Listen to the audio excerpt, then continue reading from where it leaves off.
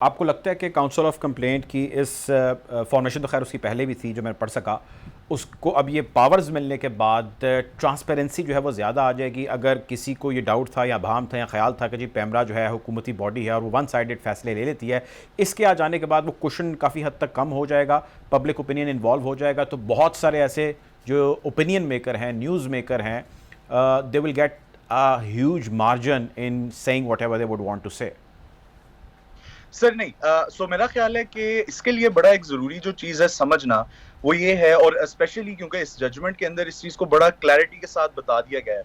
कि जो broadcast media है वो एक ऐसा इफेक्टिव टूल है जिसके जरिए कुछ सोशल टैबूज को जो है उनके बारे में बात की जा सकती है। ठीक है, और उनके इर्द गिर्द जो स्टिग्मास फॉर एग्जांपल अटैच होते हैं उनको तोड़ा जा सकता है। अब इसके अंदर जब आप बात करते हैं कि फॉर एग्जांपल और मैं अगर आपके सवाल से ही ये लूं बात कि बर्डन कहाँ पे फॉल कर रहा है कि एक जर्नलिस्ट फॉर एग्जांपल या एक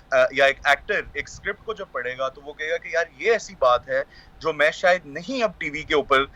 जो है वो कर सकता, और या अगर कर दूंगा तो there is a good chance कि PEMRA as the state regulator इसके ऊपर एक्शन लेगी। सो इसका जवाब मेरा ख्याल है बड़ा जो सिंपल आई वुड से वो ये है कि चूंकि फ्रीडम ऑफ एक्सप्रेशन और राइट टू इंफॉर्मेशन ये दोनों कॉम्प्लीमेंट्री प्रोविजंस हैं, तो जहां पर फ्रीडम ऑफ एक्सप्रेशन और राइट टू इंफॉर्मेशन का एक बैलेंस स्ट्राइक करना है, वहां पर of course the council of complaints is a very now will also be much more important now, जिसके अंदर